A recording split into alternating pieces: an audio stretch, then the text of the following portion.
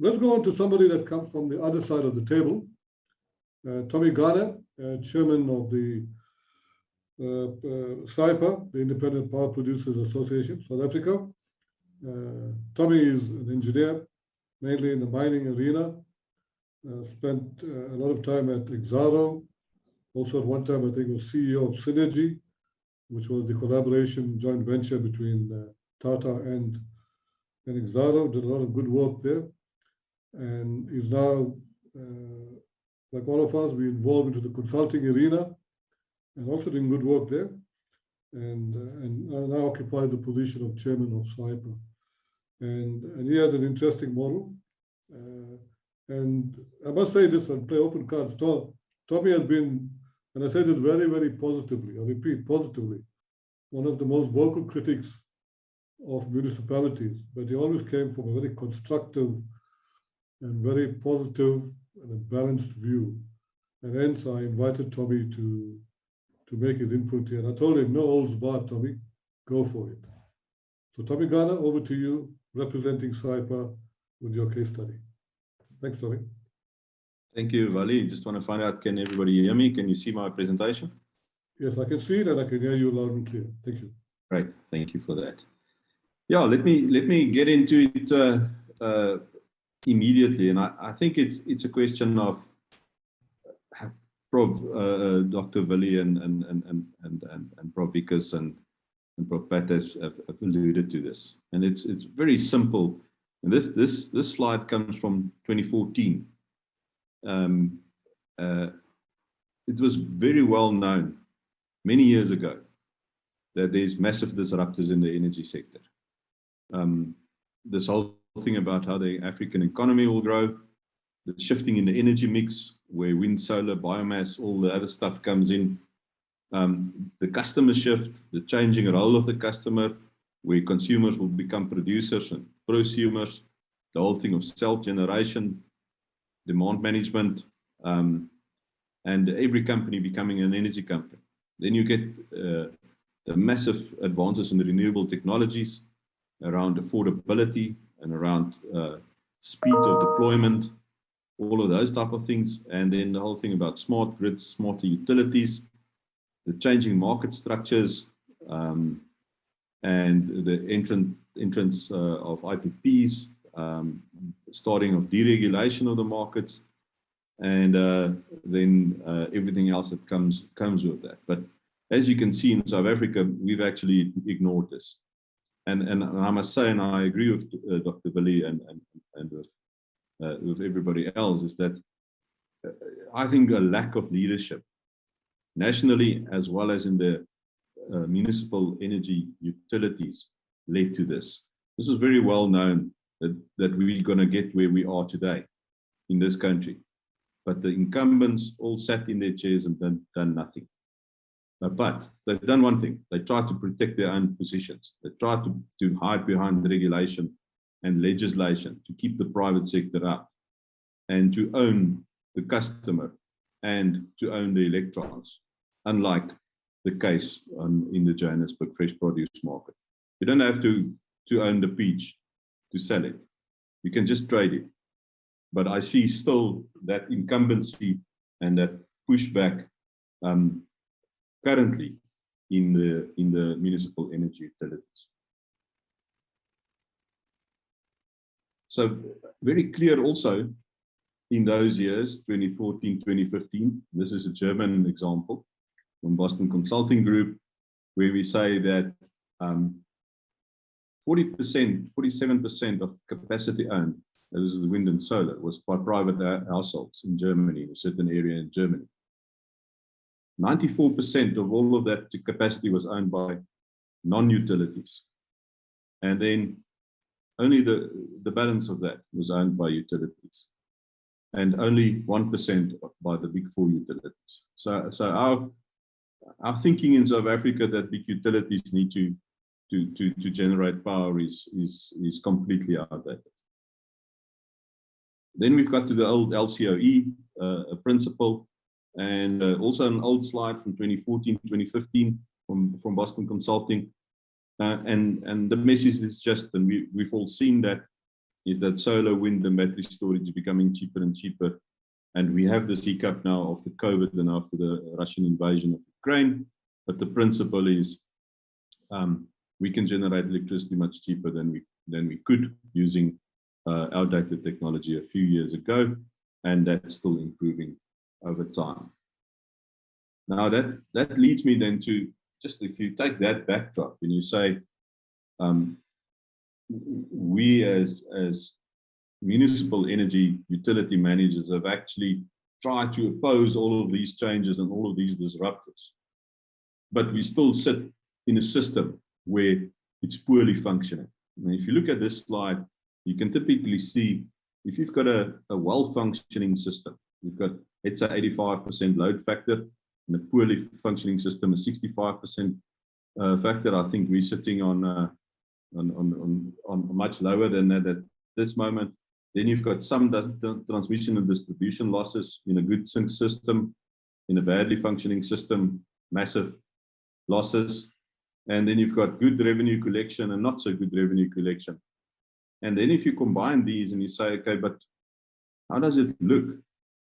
In a poorly functioning system, you need 72% higher tariffs than in a well-functioning system. And I can promise you, we're sitting in a poorly functioning system in almost every municipality in South Africa. So our tariffs could be 72% higher than it should be, just because we can't manage our own businesses. In terms of what's been reported, municipalities on average account 26% of their revenue from electricity. Margins looking at around 61%, massive margins. Any private sector business would love that. We also have, for some weird reason, approximately 400 different tariff levels. We make it extremely complex for ourselves. So we need to look at significant rationalization of these large number of tariff levels. Now, if you look at the number, I live in a municipality, so I'm also a consumer and a customer, although I'm not treated as a customer. So my municipality typically buy the electricity at Eskom at typically Web's tariff, R1.20 per kilowatt hour now, and then they sell it to me at R3 per kilowatt hour. And that looks like 150% margin. So why is that this discrepancy between what I think as a consumer and a customer of the municipality, what I pay and what margin I pay for, and the 61% that's been reported? And it goes back to the previous slide. It's typically revenue loss due to non-payment, lots of technical losses, the lack of implementing time of use tariffs, and I can't understand why we're not implementing time of use tariffs as we speak. Because for me, it just doesn't make sense that a municipality must buy electricity from Eskom in winter peak time at, let's say, R4.50 per kilowatt hour, and then sell it to me at R3 per kilowatt hour. They're making a R1.50 loss on that kilowatt hours, and it's many kilowatt hours. And then 2 o'clock in the morning, when my 5-watt security light is burning, they buy it for almost nothing from Eskom and sell it at R3 per kilowatt hour, making 1,000% profit, but on a very small volume. So the commercial thinking, seemingly in the energy utilities of the municipalities, there's just no commercial thinking. It's all just, let's look at how it was done 50 years ago and let's stick to that. So all of this leads to wrong consumer behavior and results in massive inefficiencies. So we struggle matching supply and demand because we can't give price signals to the consumer. Prof. Naido alluded to that in terms of let the market set the price by giving the right amount of energy from different sources to the market. Municipalities currently buy the electricity from Eskom. They think they own the orange, the fresh produce market. But they should also buy from IPPs, and they should optimize the energy mix, because their users want not only to eat oranges, they also want apples and peaches. Municipalities should allow rooftop solar and storage facilities to sell back into the grid. I mean, why do we want to prevent people to plant an orange tree in their yard? You can't have oranges, we're going to tax you on that. So that doesn't make sense. They should allow IPPs to wheel to customers and charge a user system charge to the IPP and to the customer, which makes commercial sense to all parties. Not 20% of a tariff, make it 90% of a tariff, then it makes commercial sense. Why not? You can't buy enough energy from Eskom anyway, they don't have it. So at this stage, what we're doing is we're starving our consumers from oranges and peaches because we can't get it from one supplier. But we won't allow other suppliers in. That thinking just doesn't make sense. So if you look at consumer and customer choice, and that's where we need to focus on, and on my next slide I'm going to look at that, is it's very important to give a consumer a choice, because a customer and a consumer wants to be in a certain municipality because they have a comparative advantage there. And if you look at, just as an example, data centers want green energy because the managers of the data wants to be green. Simple as that. You can't buy green energy in South Africa. You're forced into this mix of electrons that you get from Eskom. So if any municipality allows the consumer to say, I want to buy 30% solar, 40% wind, and the balance I'll buy from Eskom, then people will and consumers will flock to certain municipalities to gives them that choice. So on top of that, the low cost of energy from IPPs would positively impact on municipal expenses. So the municipality then don't have to buy energy at R4.50 per kilowatt hour in peak time from an Eskom. They can buy it at 70 or 80 cents from an IPP at peak time when the wind blows. So we really need to start thinking like business people. And sorry, Tommy, you have 5 minutes left, Tommy. Valley, I'm on 11 minutes and 22 seconds, but I can finish off. No, you go to 15 minutes, that's fine. Go. The principle of revenue neutrality should be killed and should be replaced with commercial sense. If you think about this principle of revenue neutrality, if you drive energy efficiency and you sell less energy, you're going to have to increase the price to get your revenue neutrality. So let's start thinking commercially. I just want to go into a short case study. This was also 2014, 2015, as you can see, and this was Tata Power Delhi Distribution Limited, and it is Tata at that stage was a shareholder in Synergy. I was the CEO, and we looked at this from that perspective. And if you can see the turnaround snapshot of July 2002 versus March 2014, the aggregated technical and commercial losses changed from 53% to 10%. That 80% change. I'm not going to go through all of these data, but look at the system reliability, 70% to 99%. Transformer failure rate from 11 to 0.55. Want to go to streetlight functionality, 40 to 99.57. This is a turnaround. If you look at customer satisfaction index, was never measured before. Now it's 88%. Nobody's ever asked me whether I'm comfortable with our electricity supply industry in my municipality. There's nothing like a customer satisfaction index. And then look at the payment collection avenues.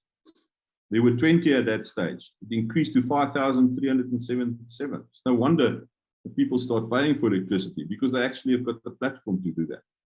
So I think these type of things we need to look at. And the last thing I just want to show is the increase in consumers, doubled, and the decrease in employees by driving efficiency. We have to do that. We have to become more efficient. So what we should do is municipal infrastructure should be mapped in detail using GIS systems. All that information that forms part of an asset register should be recorded in the system. We need to go to state-of-the-art laser scanning models of each overhead line, each transformer, all the switchgear, everything in the ecosystem. And then the maintenance plans, the history of maintenance, the next maintenance actions, all of those things should form part in a digitized asset register, which would improve maintenance, response time, cut costs.